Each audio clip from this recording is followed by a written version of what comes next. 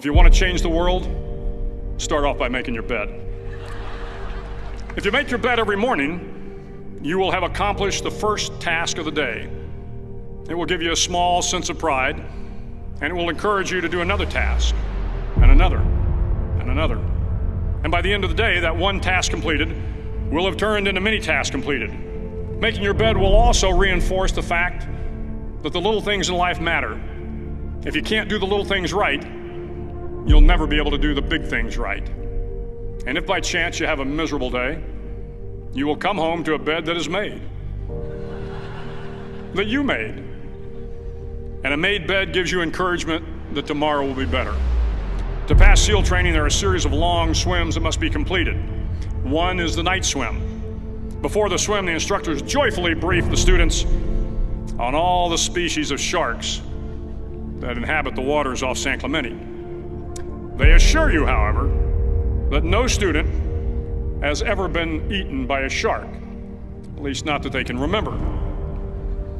But you are also taught that if a shark begins to circle your position, stand your ground. Do not swim away. Do not act afraid. And if the shark, hungry for a midnight snack, darts towards you, then summons up all your strength and punch him in the snout, and he will turn and swim away. There are a lot of sharks in the world.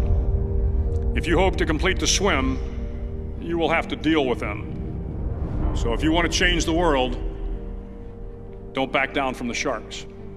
Over a few weeks of difficult training, my SEAL class, which started with 150 men, was down to just 42. There were now 6 boat crews of 7 men each.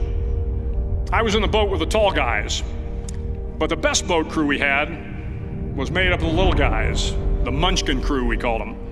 No one was over 5'5". The Munchkin boat crew had 1 American Indian, 1 African American, 1 Polish American, 1 Greek American, 1 Italian American, and 2 tough kids from the Midwest. They out-paddled, outran, and outswam all the other boat crews. The big men in the other boat crews would always make good-natured fun of the tiny little flippers the Munchkins put on their tiny little feet prior to every swim.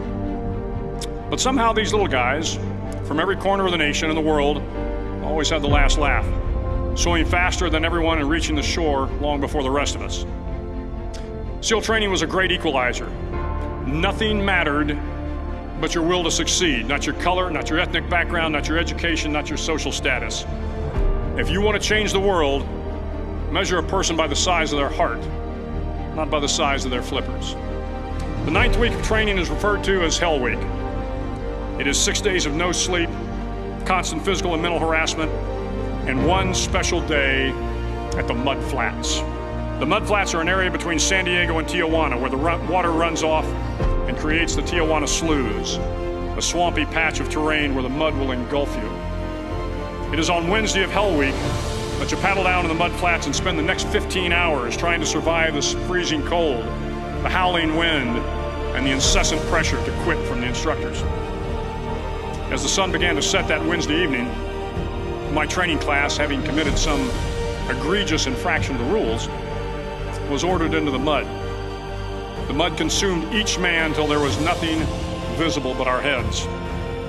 The instructors told us we could leave the mud if only 5 men would quit. Only 5 men, just 5 men, and we could get out of the oppressive cold. Looking around the mud flat, it was apparent that some students were about to give up. It was still over 8 hours till the sun came up. 8 more hours of bone-chilling cold. The chattering teeth and the shivering moans of the trainees were so loud, it was hard to hear anything.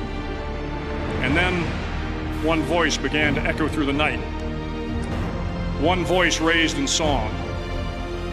The song was terribly out of tune, but sung with great enthusiasm. One voice became 2, and 2 became 3, and before long, everyone in the class was singing. The instructors threatened us with more time in the mud if we kept up the singing, but the singing persisted, and somehow the mud seemed a little warmer, and the wind a little tamer, and the dawn not so far away. If I have learned anything in my time traveling the world, it is the power of hope. The power of one person, a Washington, a Lincoln, King, Mandela, and even a young girl from Pakistan, Malala. One person can change the world by giving people hope. So if you want to change the world, start each day with a task completed. Find someone to help you through life. Respect everyone. Know that life is not fair and that you will fail often. But if you take some risks, step up when the times are the toughest, face down the bullies, lift up the downtrodden, and never ever give up. If you do these things, the next generation and the generations that follow will live in a world far better than the one we have today. And what started here will indeed have changed the world for the better.